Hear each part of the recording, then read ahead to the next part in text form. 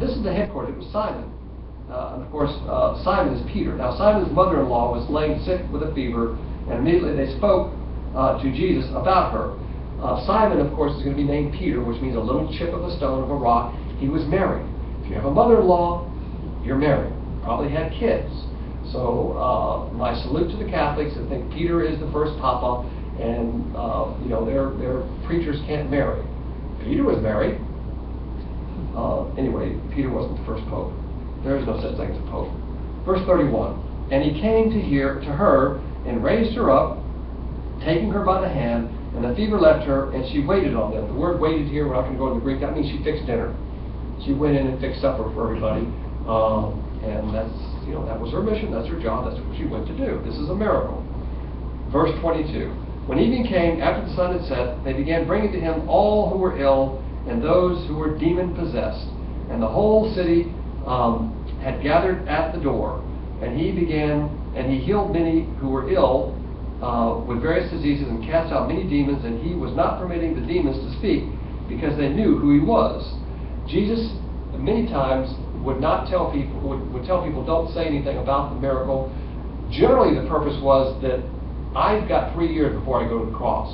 I've got to do what I've got to do before I go to the cross. I've got to make a presentation to the entire land of who I am.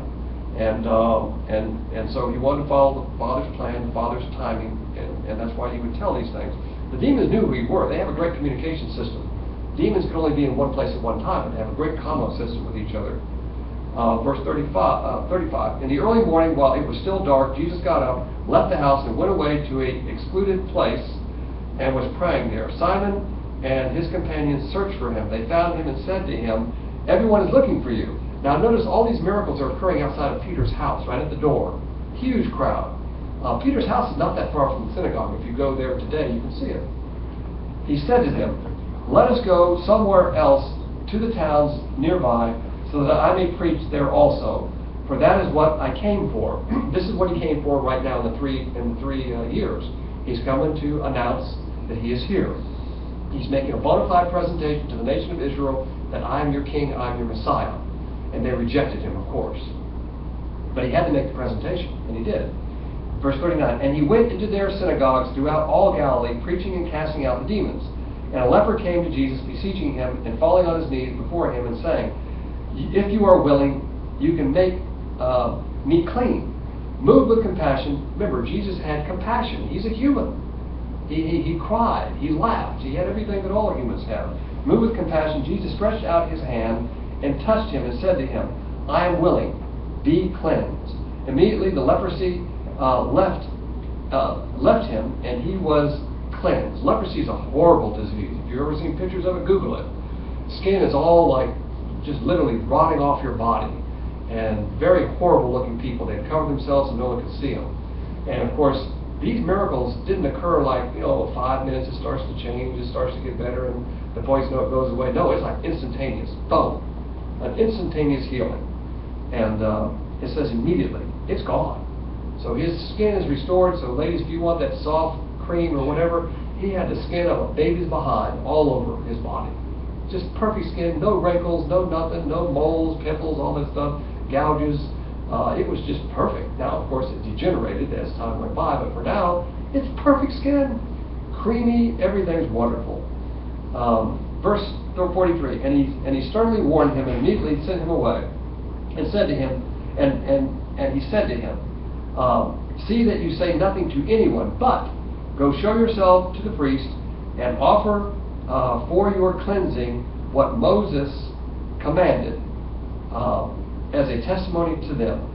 So he said, don't tell anybody. Again, Jesus would often say this for 2 reasons. One, people would assume that I'm healed because I'm a good person. That's not why you're healed. Jesus healed unbelievers and believers.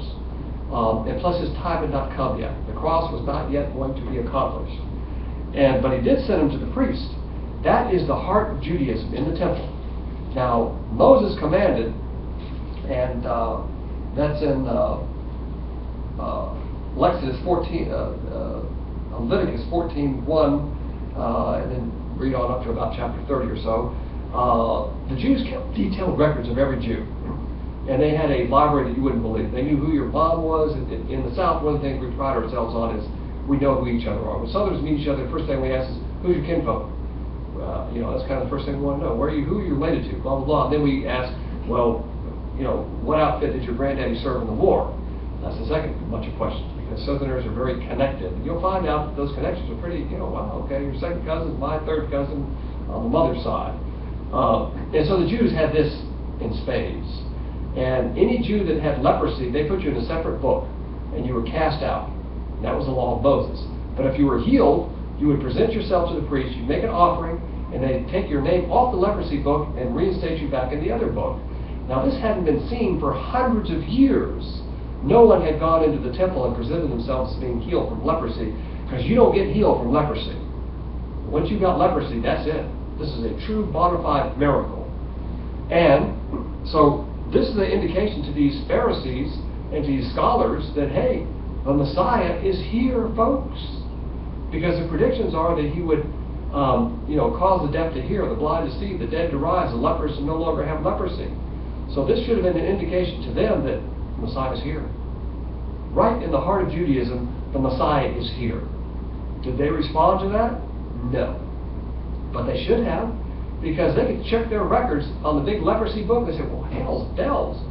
We haven't taken anybody off this roll for hundreds and hundreds of years.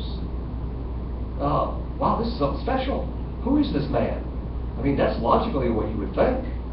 And that's why Jesus did it, to announce to them. So he didn't just announce to the people. He announced to the religious hierarchy and the leadership, I'm here, folks. Here's my calling card.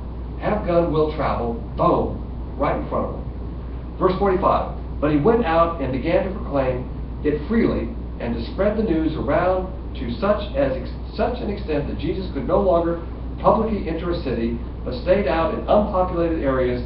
They were coming to him from everywhere. So another reason that Jesus didn't want people to spread about these miracles, he'd be swamped. Absolutely, totally swamped with, it's like groupies. When I first married my wife, she was on a soap opera for 7 years. We couldn't go into Denny's or Cracker Barrel without every single person jumping up and swamping the table. I couldn't even eat my meal. They didn't care about me. It's all autographs, taking pictures, and every cook would come out from the back. And it's like, literally, I was pushed aside from my chair and people started sitting there. I couldn't carry on a normal conversation, have dinner, anything. Literally, when